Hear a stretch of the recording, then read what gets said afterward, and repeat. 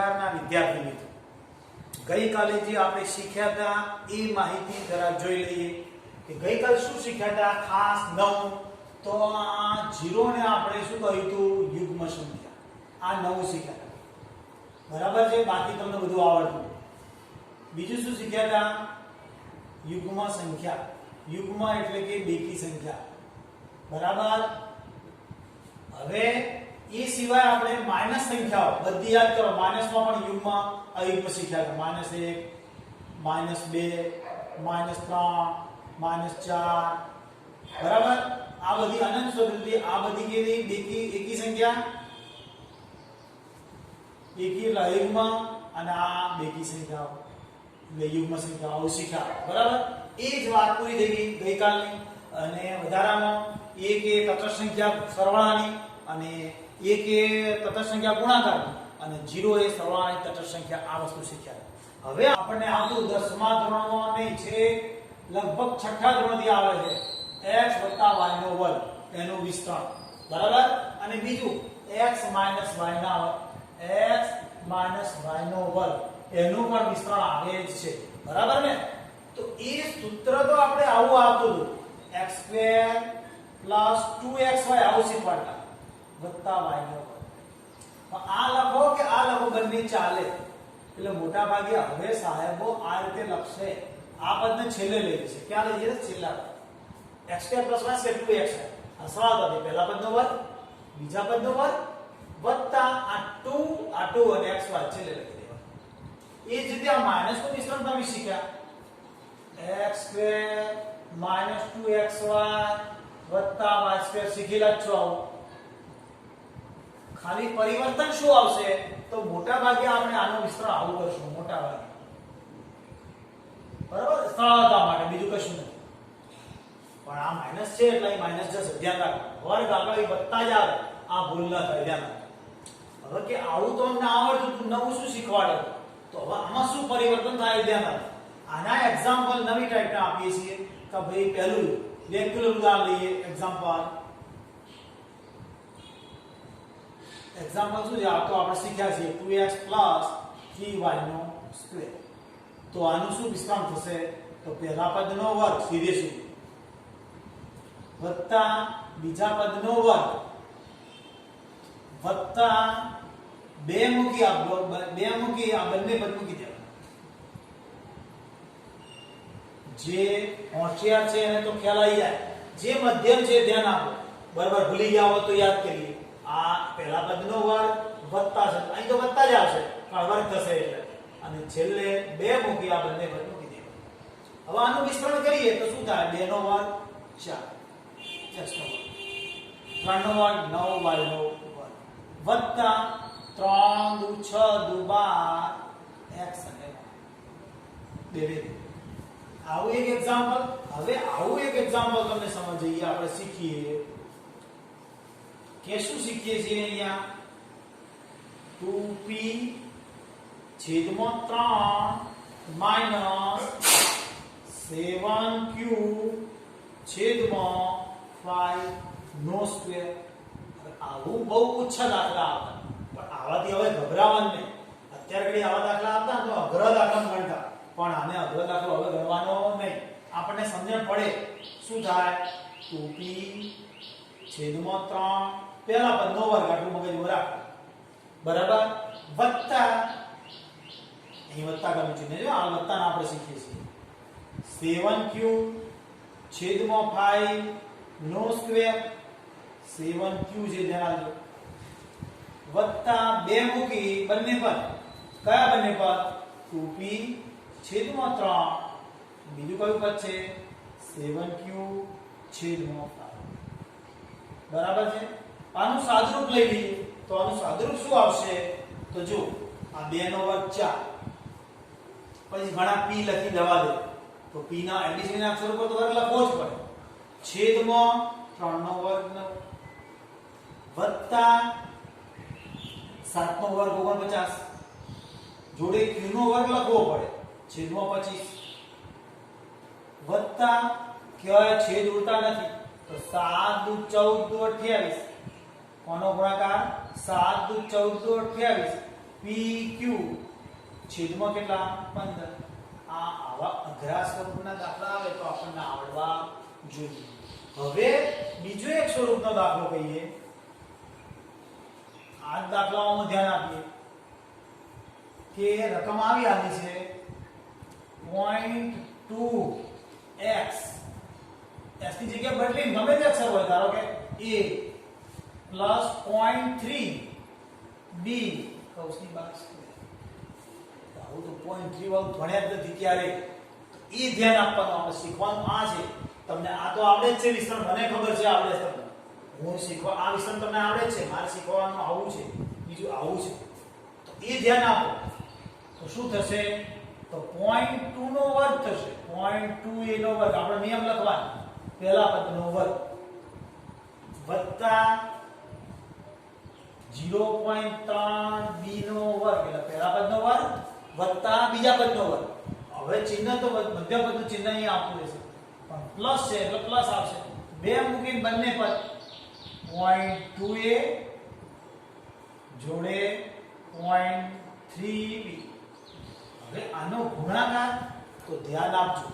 આનો ગુણાકાર તમારા પાસે કેલ્ક્યુલેટર હશે 11 12 ચાલુ ભણવા બધા કેલ્ક્યુલેટર ઉપયોગ કરવા દેશે. બોર્ડમાં કેલ્ક્યુલેટર છે પણ તમારી મુખ્ય પરીક્ષા જી અને નીટ બેમાંથી એકેયમાં કેલ્ક્યુલેટરનો ઉપયોગ છે નહીં, એટલે ધ્યાન અહીં આપજો બરાબર. તો શું કરીશું અહીંયા 0.2 નો વર્ગ. હવે 0.2 નો વર્ગ તમે કેલ્ક્યુલેટર પર તરત કરી નાખશો પણ અહીંયા 0.2 ગુણ્યા 0.2 સાદી રીતે તો 2 દુ 4 આયા. ધ્યાન આપજો 4 0.0 કેટલો થાય ધ્યાન આપજો અહીંયા. તો 2 દુ 4 મૂક્યા 4 પછી આ 2 પોઈન્ટ કપાય ધ્યાન આપજો એટલે 0.04 આવશે. આ એક પોઈન્ટ અને આ બીજો પોઈન્ટ પછીના બે આંકડા ગણાય એટલે આ રીતે મૂકવું પડે 0.04 e નો વર્ગ. સમજજો બરાબર. આ ગુણાકારનું સ્વરૂપ શું કર્યું એ કેલ્ક્યુલેટરથી 0.04 આવી જશે. અહીંયા ગુણાકાર કરો એટલે 2 દુ 4 થયા. પોઈન્ટ કયો કપાય તો પોઈન્ટ પછીનો એક અંક અને આ બીજો અંક આ બાજુથી ગણાય 1 ને 1 2 આટલા પોઈન્ટ આવે.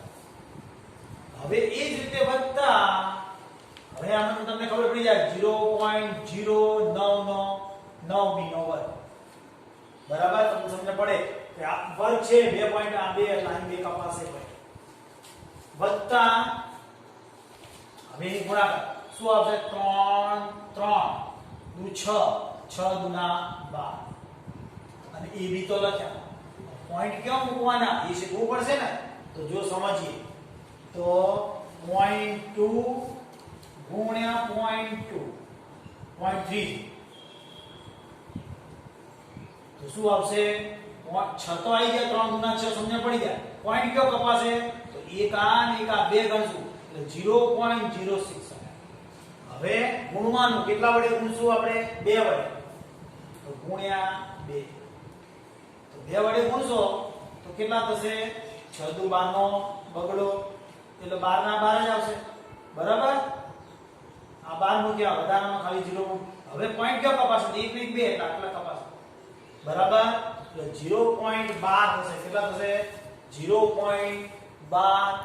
આ 1 ને 2 પોઈન્ટ કાપ્યા 1 ને 2 તો 1 ને 2 કપાય એટલે 0.12 બરાબર. એટલે આ મારે નવું શીખવાનું એ તમને શીખ્યું ધ્યાન આપજો.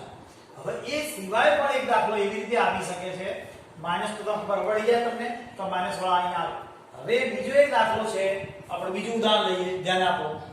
અનુરૂપ ત્રિકોણમિતિનો કેવી રીતે ઉપયોગ આવે તો sin f θ cos θ. થીટા ની જગ્યાએ આપણે x લો તો ચાલે sin x cos y કૌંસની બહાર. આવા ઉપયોગમાં આવશે દાખલા ખાસ મેથેમેટિક્સ વાળા કે ફિઝિક્સ વાળા. ફિઝિક્સમાં આનો ઉપયોગ છે ધ્યાન આપજો.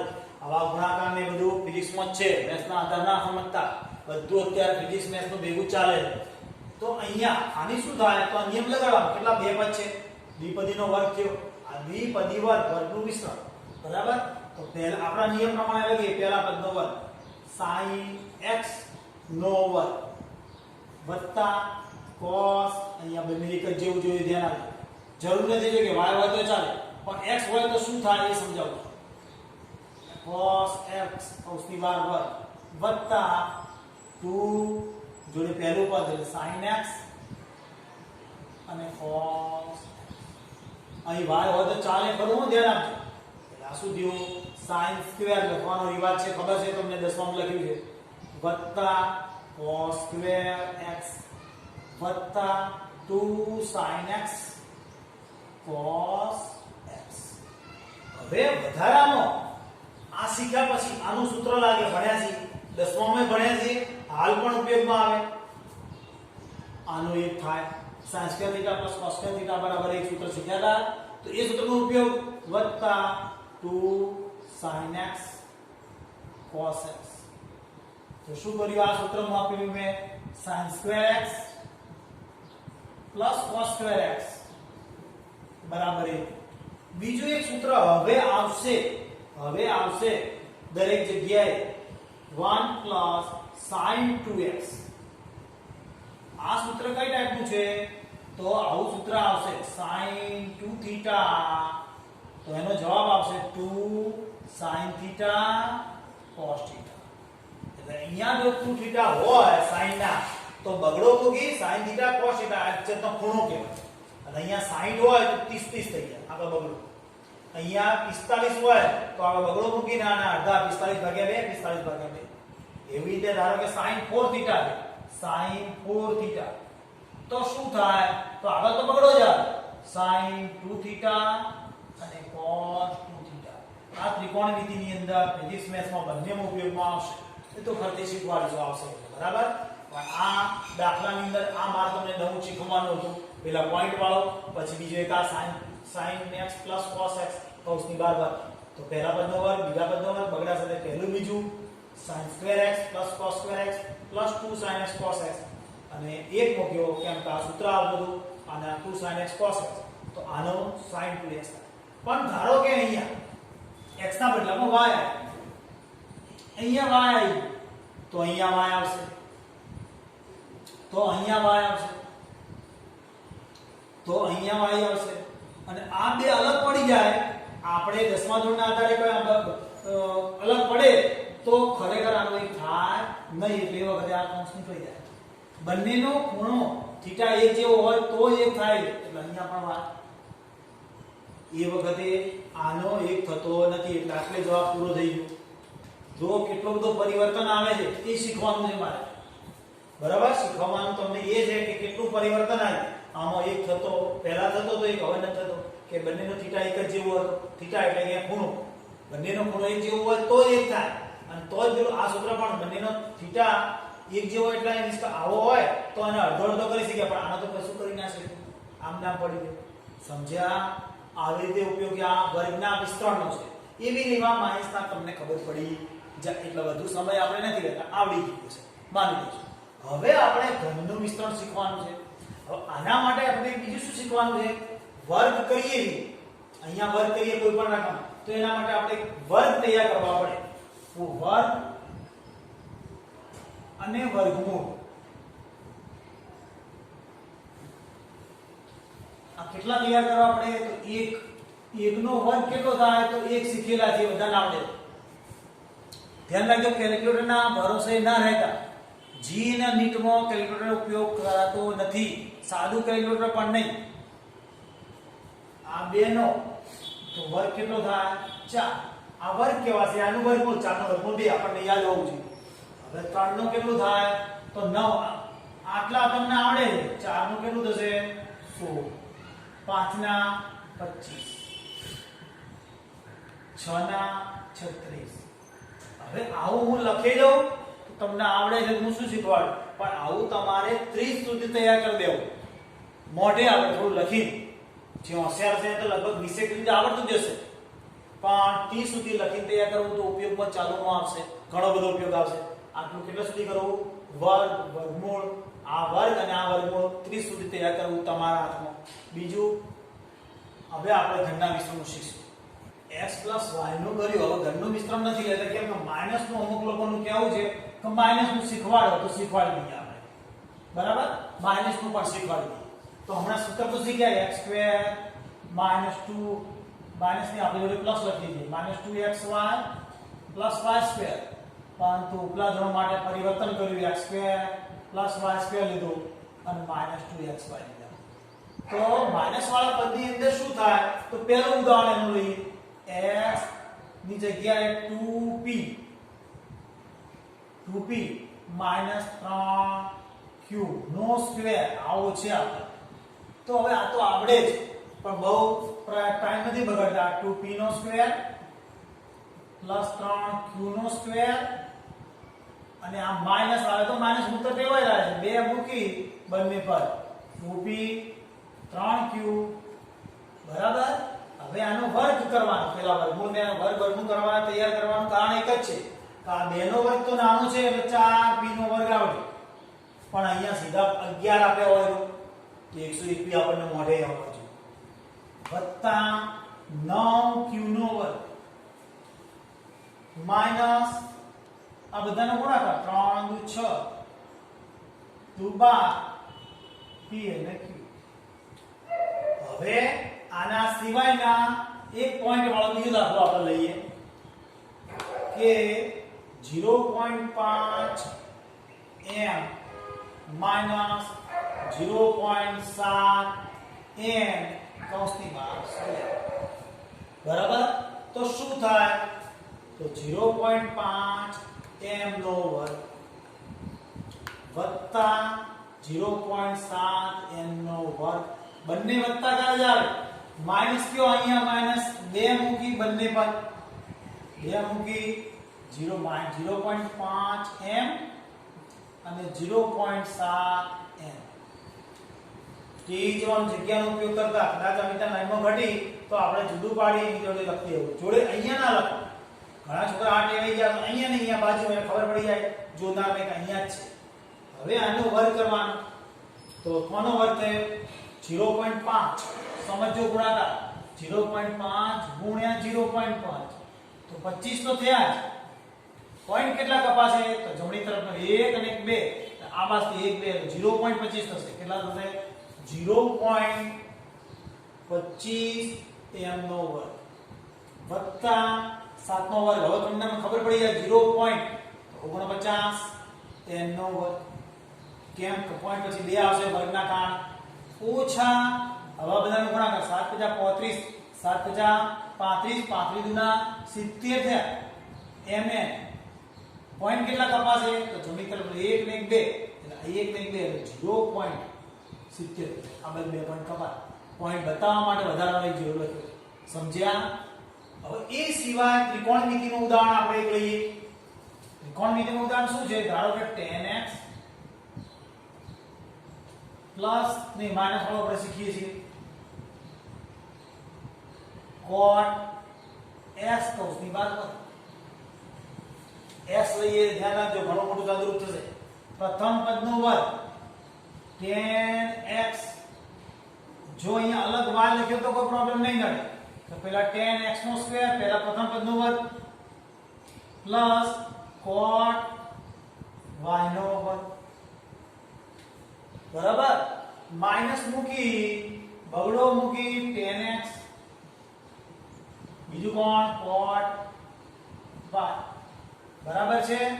સદરૂપ લઈએ 10 2x કયો લખાય છે? વર્ગ. અહીંયા ધ્યાન રાખજો ટેવાયેલા છે. વત્તા cot નો વર્ગ y minus 2 10x cot y. એટલે પૂરું થઈ ગયું. આપણા નોલેજ પ્રમાણે હજી ઘણું થાય છે આગળ સાદું, પણ આપણને અત્યારે આટલું આવડે છે એટલે આટલા સુધી ઘણું થયું. તો ત્રિકોણમિતિના ઉપયોગ આવે તો આ રીતે વિસ્તરણ થાય. પોઈન્ટ વાળા હોય તો આનું વિસ્તરણ આ રીતે થાય એ આપણે શીખવાનું. મેં તમને શું શીખવાડ્યું હતું કે આજની તારીખમાં વર્ગનું વિસ્તરણ એટલે આ બે સૂત્રો શીખવાડ્યા. તો તમારે શું કરવાનું? આના જેવા બીજા 5 દાખલા લઈ ગણી નાખવાના. આના જેવા બીજા 5 દાખલા લઈ ગણી નાખવાના. આ બે વસ્તુ કરવાની. ત્રીજું વસ્તુ વર્ગ અને વર્ગમૂળ 30 સુધી લખીને તૈયાર કરી દેવું. આટલું તમે કામ કરશો તો સરળતાથી ભેગા તૈયાર થશો. શીખવાડેલું છે, તમને આવડતું હતું પણ નથી આવડતું, આવા અઘરા પોઈન્ટ વાળા દાખલા લેવા અને એના ગુણાકાર ના આવડતા હોય તો પ્રશ્ન પૂછી શકાય છે બે રીતે. એક WhatsApp ના માધ્યમથી પૂછી શકાય છે અને ટેલિફોન નંબર હશે મારો અહીં આપેલો છે, ચાલુમાં આવશે. એ ફોન નંબર ઉપર મને ડાયરેક્ટ પૂછી શકાય છે. બે રીતે બે માધ્યમથી પૂછી શકાય છે. અને એ સિવાય સ્કૂલમાં હોય તો પૂછી શકાય. બરાબર, ધ્યાન આપવું. શું તૈયાર કરવું? વર્ગ, વર્ગમૂળ અને આના 5 દાખલા. હવે આવતીકાલે મળીશું. ગયા લેક્ચરની અંદર શું કર્યું હતું? તો એકમ વર્તુળ શીખ્યા હતા અને એની બધી કિંમતો શીખ્યા. બરાબર, હવે આપણે જે 10મામાં એકવાર કોઠો શીખ્યા હતા, યાદ કરો. એ કોઠાને આપણે થોડું રૂપાંતર કરીને શીખી લઈએ. એક sin થીટા જે આપણે શીખેલા છીએ, sin થીટા એટલે કે sin, એકંદરે આપણે sin મૂકતા યાદ છે. પછી cos, બરાબર છે, sin cos, પછી tan, tan ને થોડી કોટ લઈ લેવાનું સરળતા માટે. 10માં તમે શું કરતા? કોટને છેલ્લે લખતા, એવું નહીં કરવાનું. sin cos tan, tan પછી શું આવે? તો cosec અને sec. આ આપણે જાણીતા વિધેયો. બરાબર છે, sin cos tan cot cosec અને sec આ જાણીતા વિધેયો. હવે આની અંદર આપણે અહીંયા શું કરતા? યાદ કરો. બરાબર, કે અહીંયા શું કરતા? તો આપણે અહીંયા લખતા 0, યાદ કરો, લખતા. પછી 0 પછી શું લખતા? 30, 45, 60 અને 90. પરંતુ હવે ઉપલા ધોરણમાં આયા. બરાબર, એટલે કે 11 12 ની અંદર આયા. તો હવે 0 ની અંદર જે 0 છે, પણ અહીંયા શું યાદ રાખવાનું? મેં તમને શીખવ્યું હતું π/6 યાદ કરો. શું કહેવાશે? એને π/6. એ જ આને શું કહેવાશે? π/4. એ જ આને શું કહીશું? π/3. અને આને શું કહીશું? π/2. બરાબર, યાદ કરી લો. આપણે આગળ શીખ્યા અને મેં તમને એ વખતે શીખવાડી વખત કહ્યું કે હવે નવી કિંમતો આવશે બધી. બરાબર, એટલે આપણે જ્યારે જે 30 બોલતા હતા તો હવે π/6 બોલવા. 6 તરી 18. 45 બોલતા તો π/4 બોલવા.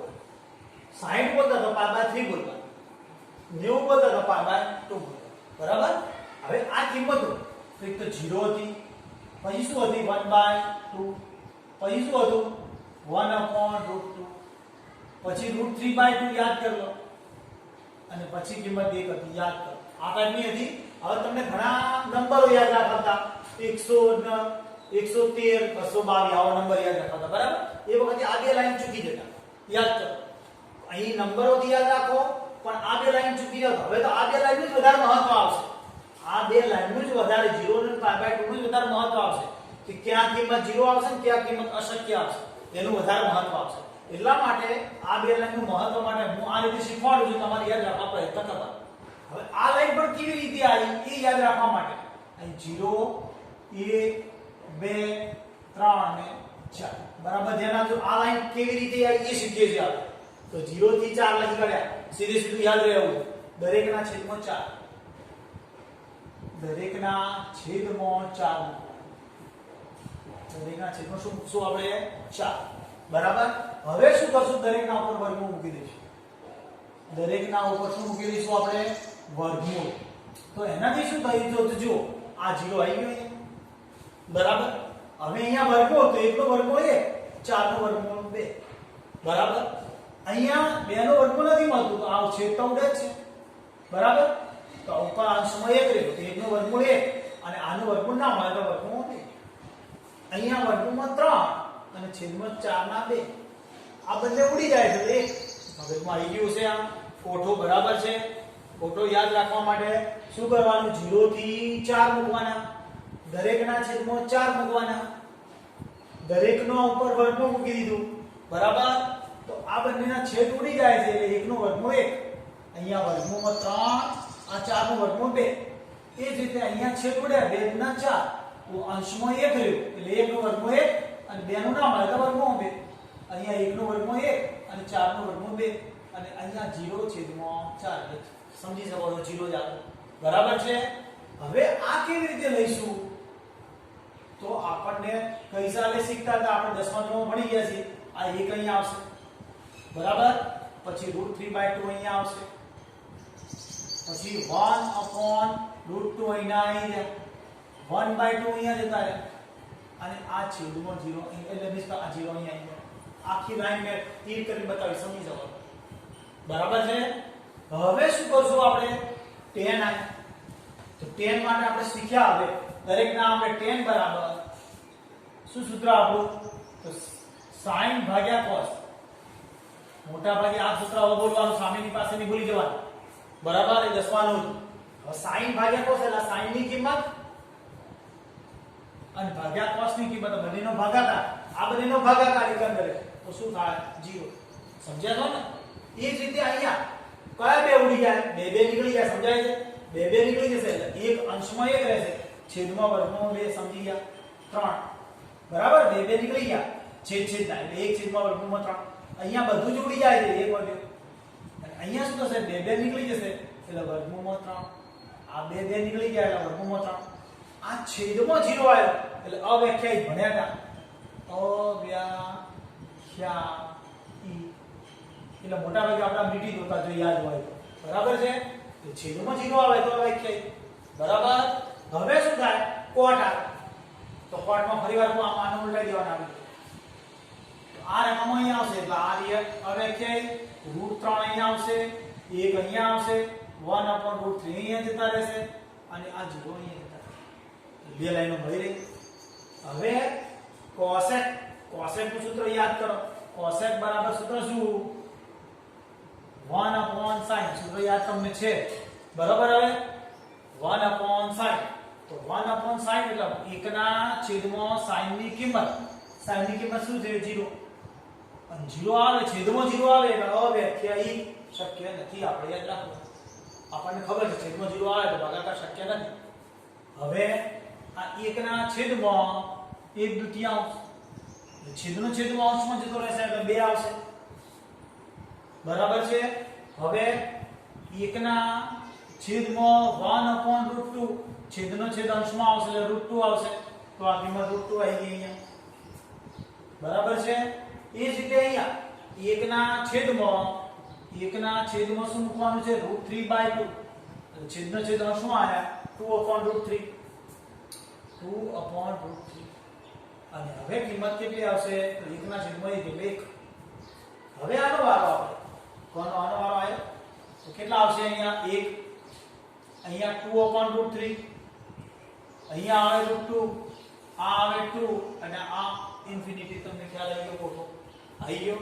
હવે આ કોઠાની કિંમતોનો ઉપયોગ શું કરવો એ આપણે શીખી લઈએ. એક જ મિનિટમાં સમજણ પડશે કે કોઠા બધો આખો લખ્યો એ તો તમને ખબર છે કે તમે એવા દાખલા ગણેલા.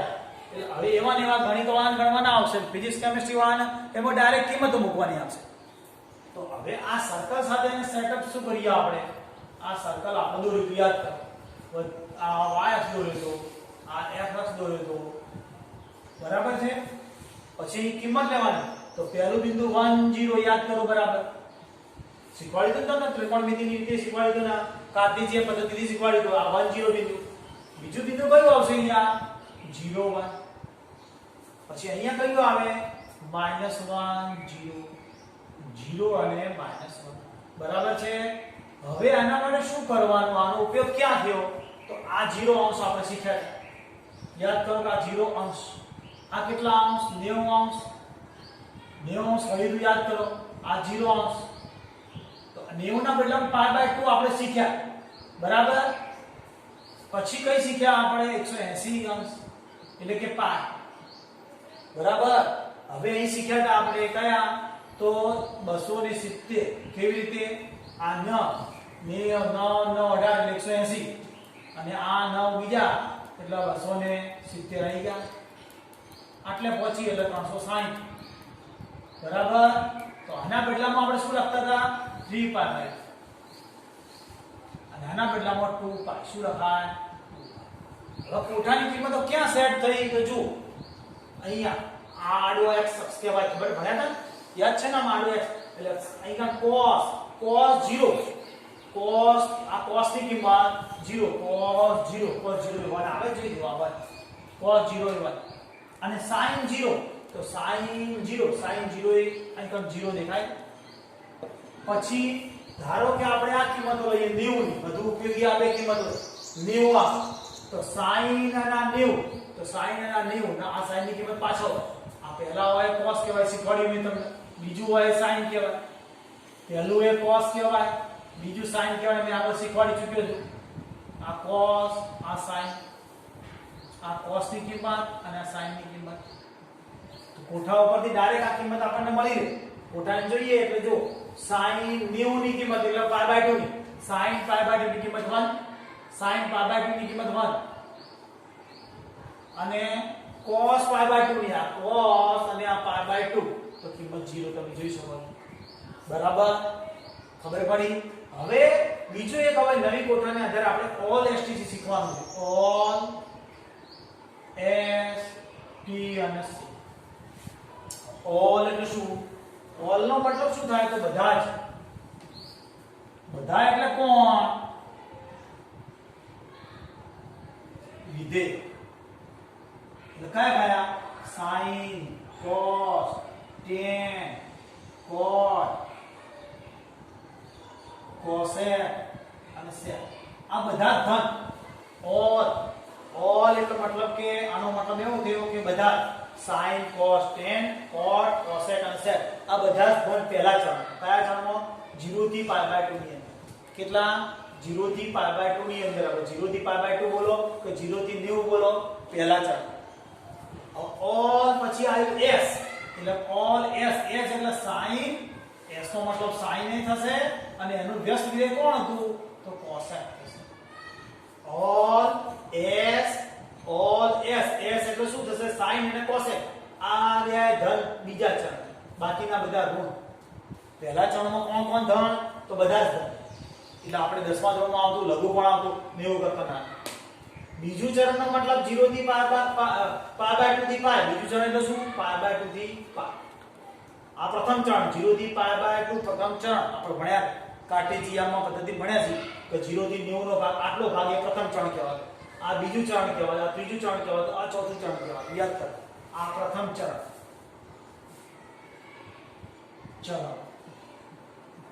આ બીજું ચરણ પછી આ ત્રીજું ચરણ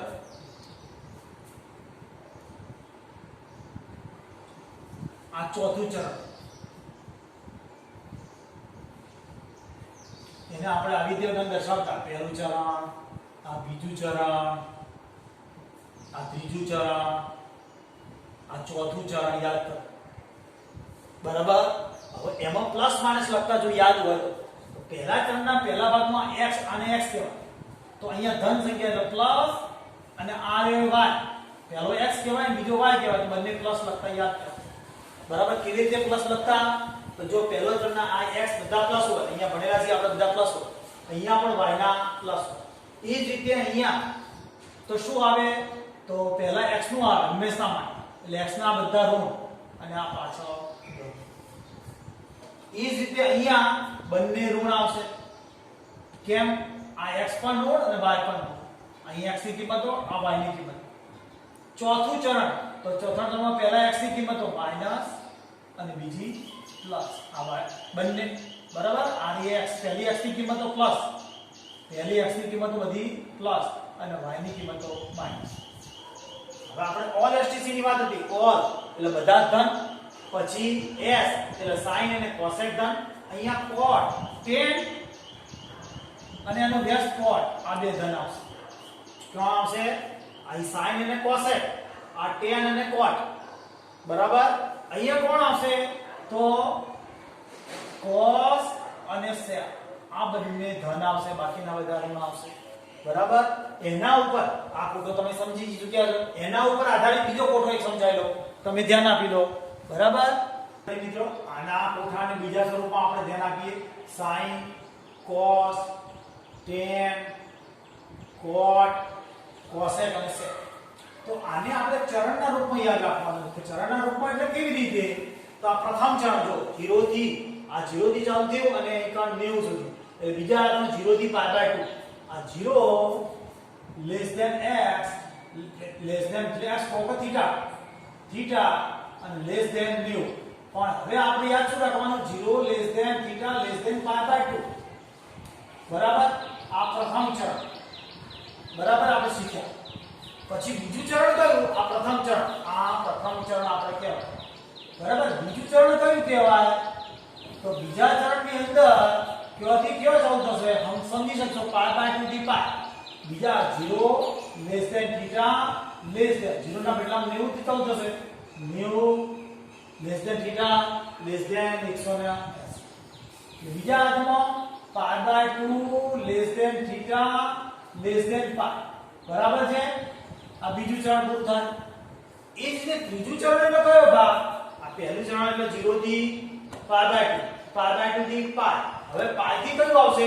તો 3π/2. પાઈ થી કયું આવશે? 3π/2. પાઈ થી 3π/2. Pi less than theta less than 3π/2. હજી શરૂઆત છે એટલે 180 less than theta less than 270. આ શરૂઆત છે એટલે પછી તમારે યાદ તો આ જ રાખવાની છે, બરાબર છે? પછી ચોથું ચરણ આયા. આ ત્રીજું ચરણ પૂરું કર્યું. હવે આ ચોથું ચરણ આપણે શીખીએ છીએ. કયું શીખીએ છીએ? ચોથું ચરણ. તો ચોથા ચરણ એટલે કયું હતું? કેટલું? 3π/2 થી 2π. 3π/2 less than theta less than 2π. એટલે 270 less than theta less than 2π. આ ચરણ યાદ રાખવા આપણે દરેક કે કયું ચરણમાં કયું. તો આ પહેલા ચરણ એટલે 0 થી π/2, બીજું ચરણ એટલે π/2 થી પાઈ, ત્રીજું ચરણ એટલે પાઈ થી 3π/2 અને 3π/2 થી 2π એટલે ચોથું ચરણ. બરાબર? સમજી ગયા? હવે મેં તમને અહીંયા ઓલ શીખવાડ્યું. ઓલ બોલે તો ઓલ એટલે બધા ધન. તો પહેલા ચરણમાં બધા ધન. બધા ધન એટલે કોણ? sin, cos, tan, cot, cosec અને sec બધા જ ધન. પહેલા ચરણની કોઈ પણ કિંમત હોય બધી જ ધન. એટલે આપણે જે કોઠાઓ પરની કિંમતો હતી, કઈ કિંમતો હતી યાદ કરો? કોઠાઓ પર પહેલી 0 હતી, 1/2 હતી, √3/2 હતી, 1/√2 હતી, 1/√2, 1/√2, √3/2 અને 1.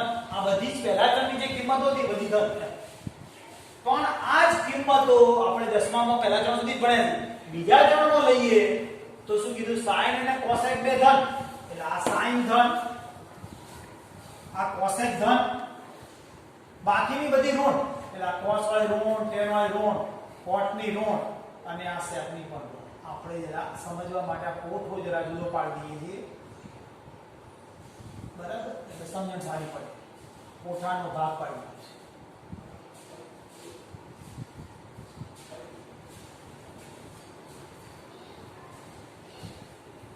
પહેલા ચરણમાં બધા જ ધન. સમજી ગયા? બીજા ચરણ માટે sin અને cosec બે ધન, બરાબર? ત્રીજા ચરણમાં એટલે ત્રીજો ચરણ એટલે કયો ભાગ? આ ત્રીજો ચરણ 0 પાઈ થી 3π/2. તો એમાં કોણ બે ધન આવશે? તો tan અને cot બે ધન. આ tan અને cot બે ધન આવશે ત્રીજા ચરણમાં. બાકીના બધા જ ઋણ. બાકીના બધા કેવા? ઋણ. બેસી ગયું મગજમાં. એ જ રીતે કયું ચરણ આવ્યું? ચોથું ચરણ આવ્યું આપણે. તો ચોથા ચરણમાં કોણ ધન આવે? cos અને sec. એટલે આ cos અને આ sec બે ધન, બાકી બધા ઋણ. બરાબર? સમજ્યા? શું આના આધારે ઓલ STC શું બોલવાનું હતું? All STC. ઓલ એટલે બધા. S એટલે sin અને cosec, T એટલે tan અને cot અને cos અને sec. આ બીજાના અભ્યાસ છે. આપણે એનો ગુણાકાર 1 થાય શીખેલા છે. આપણે એનો ગુણાકાર 1 થાય, આ બંનેનો ગુણાકાર 1 થાય. બરાબર? એટલે આ ત્રણ તમારી સમજણ ચરણની આવી ગઈ. અને ચરણમાં કયું પ્લસ કયું માઈનસ.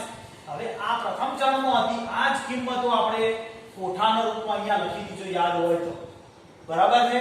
તો એ વખતે એની કિંમતો કઈ હતી? તો sin ની ધન. કયાની? બીજા ચરણમાં sin ની ધન.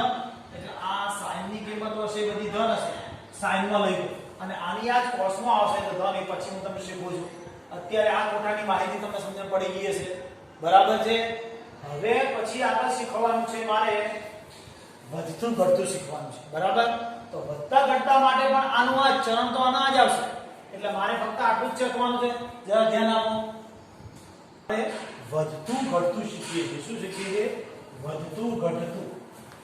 વધતું અને ઘટતું વિધેય. બરાબર? વધતું વિધેય અને ઘટતું વિધેય એટલે કિંમતો જોવાની છે. પહેલા આપણે તો જોવાનું પ્રથમ ચરણ પહેલા. એટલે પ્રથમ ચરણ એટલે આપણને મગજમાં આવે કયું? 0 થી π/2. કેટલું? 0 થી π/2. હવે એમાં કિંમતો કેવી થાય? તો આપણે પહેલા અહીંયા cos ની જોઈએ. તો cos ની કિંમત 1 માંથી શું થઈ? 0.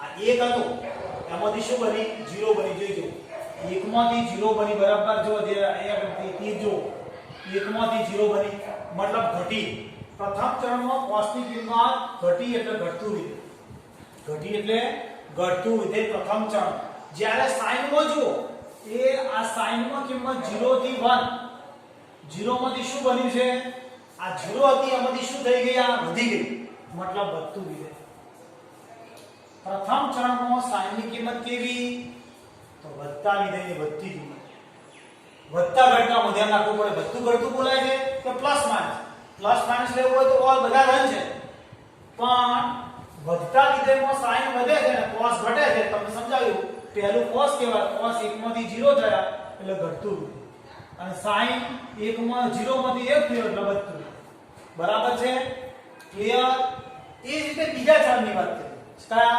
બીજું ચરણ એટલે શું π/2 થી π બીજું ચરણ એટલે શું π/2 થી આ π તો બીજા ચરણમાં જુઓ પહેલો અક્ષર જુઓ -1 અહીંયા શું છે 0 અને આ -1 આ પહેલા જો 0 છે અને આ કિંમતની કિંમત -1 છે તો ઘટે છે cos ની કિંમત શું થાય 0 માંથી -1 છે એટલે ફરીવારથી cos ની ઘટે બરાબર જ્યારે sin ની કિંમત 1 માંથી 1 હતી જો sin એટલે પાછળવાળી કિંમત 1 માંથી 0 થી એટલા sin ની કિંમત ઘટે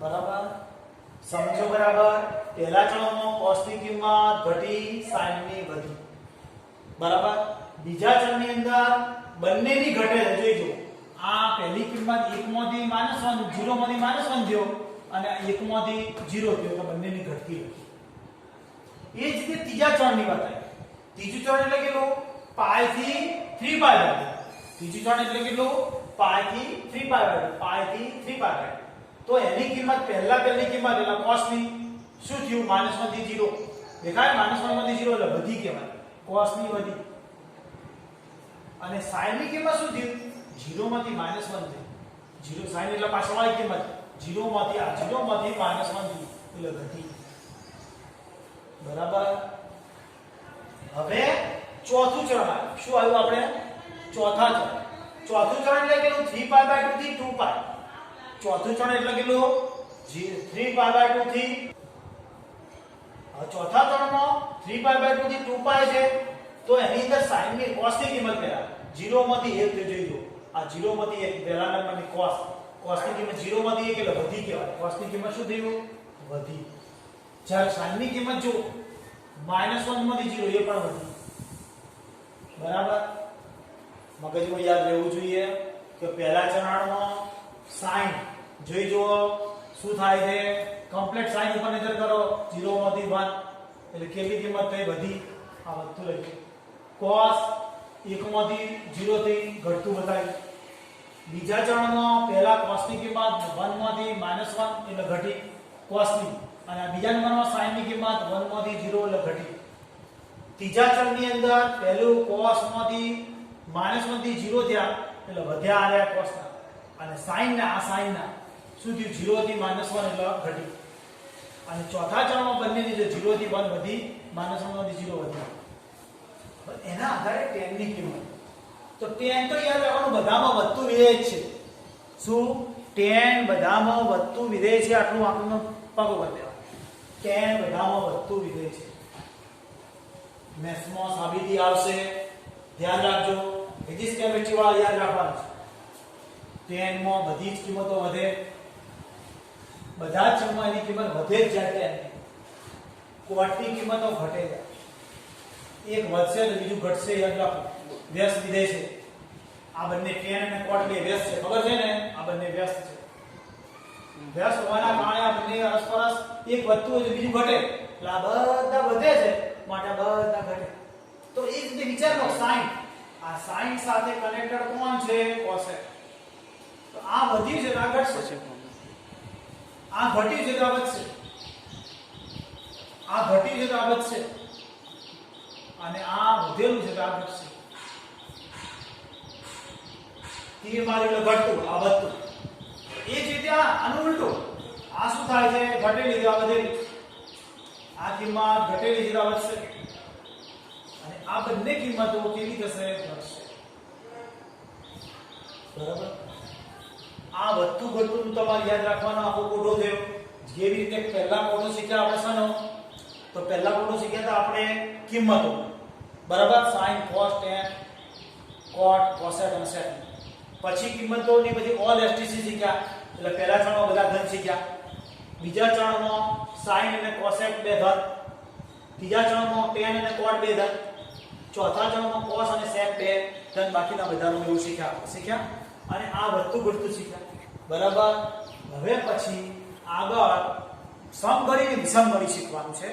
એટલું જરા આપણે શીખી લઈએ. સમઘડી અને વિષમઘડી. સમઘડી અને વિષમઘડી વધારેમાં વધારે ફિઝિક્સમાં શબ્દનો ઉપયોગ આવશે, બીજા નંબરમાં કેમિસ્ટ્રીમાં ઉપયોગ આવશે અને મેથ્સમાં તો આનો બહુ ઓછો ઉપયોગ છે, પણ શીખવવું જરૂરી છે માટે હું શીખું છું. સમઘડી અને વિષમઘડી. સમઘડી, ઘડી એટલે કે આપણે ઘડિયાળની વાત છે, એટલે સમઘડી એટલે ઘડિયાળની કાંટો ફરે એ દિશા. ધ્યાન રાખો, એ ઘડિયાળનો કાંટો આપણને ખબર છે અહીંયાથી હોય 12 ઉપર તો 12 થી 1 ઉપર આવે, 12 ઉપર અહીંયા હોય 12 થી 1 ઉપર, 2 ઉપર, 3 ઉપર આવે ને. આ 12 અહીં 12 હોય, 12 થી 1 ઉપર આવે, 1 થી 2 ઉપર આવે અને 2 થી 3 ઉપર આવે. એમ આગળ ફરે એટલે સમઘડી દિશા આમ આવશે. કેમ આવશે? આમ ફરે જાય અને સમઘડી દિશા કહેવાશે. એટલે સમઘડી દિશા કે એટલે અહીંયાથી સ્ટાર્ટ કરીએ આપણે, અહીંથી સ્ટાર્ટ કરીએ તો આમ જાય, અહીંથી અહીંયા આવે, અહીંથી આમ જાય, આમ જતા જતા આમ થઈ જાય, એટલે કે આ સમઘડી થઈ.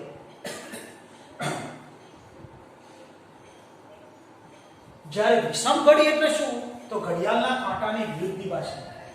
એટલે આપણે આલેખ દોરીએ ને કે ખૂણો માપીએ તો આપણે આવી રીતે માપીએ છીએ. યાદ કરો કે આમથી આમ જઈએ છીએ, આલેખ દોરતા વખતે આ રીતે પ્રથમ લઈને આમ જઈએ છીએ અને ખૂણો માપવા આપણે આમ કરીએ છીએ. યાદ કરો, એટલે આમ દિશા જશે, બરાબર. આને વિષમઘડી કહેવાશે. સમઘડી માટે થયું અને આ વિષમઘડી માટે. વિષમઘડી, બરાબર. ઘડિયાળની કાંટાની દિશામાં હોય એ સમઘડી, ઘડિયાળના કાંટાની વિરુદ્ધ દિશામાં હોય એ વિષમઘડી. આનો ઉપયોગ બીજા એક સૂત્રોની અંદર થશે, લગાતાર તમને યાદ રાખવા ચરણ નક્કી કરવા માટે. એ પછી તમને શીખવાડે. આજ તો પહોંચી નહીં મળે, ભલે થોડું લંબાઈ જાય, 2-4 ચેપ્ટરો, 2-4 લેક્ચર વધારે વધી જાય, પણ આ વસ્તુ ક્લિયર કરશો ને તમે તો ચાલુ ભણતી વખતે તકલીફ નહીં પડે. ચાલુ બોલશે સાહેબ સમઘડી દિશામાં, એટલે હોતે જશે સમઘડી. ઘડિયાળ ફરે એક દિશા એ સમઘડી. વિષમઘડી એટલે આમ ઉલટી છે, બરાબર. જ્યારે સમઘડીમાં ફરતા હશો ત્યારે આ ટાઈપની આમ ફરી જઈશું, વિષમઘડી દિશામાં જશો. હવે આપણે ઉલટું ક્રિયા થશે, સૂત્રો બનાવીશું એ વડે. જ્યારે વિષમઘડીમાં ફરશું તો વત્તાકાર થશે અને સમઘડીમાં બાદબાકી થશે, ઉલટી ક્રિયા. આપણે સમઘડી એટલે અહીં વધે જાય 1 2 3 4 5 6, બરાબર. પણ આપણે વિષમઘડીમાં આમથી આમ જઈશું, એ વખતે આમથી આમ જતા આવીશું તો સરવાળો કરશું અને ઉલટા જઈશું તો આની આ જ વસ્તુ આમથી આ બાજુ જતા આવીશું, પાછા પડીશું એટલે એકંદરે બાદબાકી કરશું. અહીંયા ઊભા હોઈએ, અહીંયાથી આ બાજુ જઈએ એટલે અહીંયા ઊભા છે π/2 આવે તો π/2 થી માઈનસ કરશો તો અહીંયા આવીશું, માઈનસ કરશો તો આમ આવીશું, એટલે આમ આયા એટલે સમઘડી દિશા ફરે તો માઈનસ થશે અને આ બાજુ જઈશું તો પ્લસ આવશે. એના સૂત્રો હવે પછીના લેક્ચરમાં લઈશું. સમજો, આ ફિઝિક્સનું અત્યંત ઉપયોગી ચાલે. હા, અત્યારે એમ તો સ્કૂલમાં એડમિશન નથી લીધું ને આ બધી શું મગજમારી, પણ ધીમે ધીમે 1 વાર 2 વાર 3 વાર જોશો ને તો તમને ખબર પડી જ જશે. અને ખબર પડશે ત્યારે અભ્યાસક્રમ ચાલશે ને એ બધું એકદમ ઈઝી લાગશે. આ તો બધું સહેલું છે, આ તો બધું ભેગું ભણાવતા હતા એટલે મેથ્સમાં જરા અઘરું લાગતું, અત્યંત સહેલું છે. આ અમારા મેથ્સમાં એક કોઠો ચલાવવા માટે એક સ્વાધ્યાય આપેલું છે. એક કોઠો ચલાવીએ બે આખો સ્વાધ્યાય આપેલું હોય ભાઈ દરેક વસ્તુ. જ્યારે મારે અહીંયા ભેગું ચલાવવું પડે ને મેથ્સમાં ફરતી ચાલશે, ફિઝિક્સ વાળા સાહેબો ચલાવશે પણ શું ઝડપી ચલાવવું પડે, કેમ કે એ વસ્તુ એમના માટે ગૌણ કહેવાય, આવડવું જ જોઈએ. અને હું તમને ધીમે ધીમે સમજાવવા પ્રયત્ન કરું એટલે સમજજો, બરાબર. આવતા લેક્ચરે મળીએ.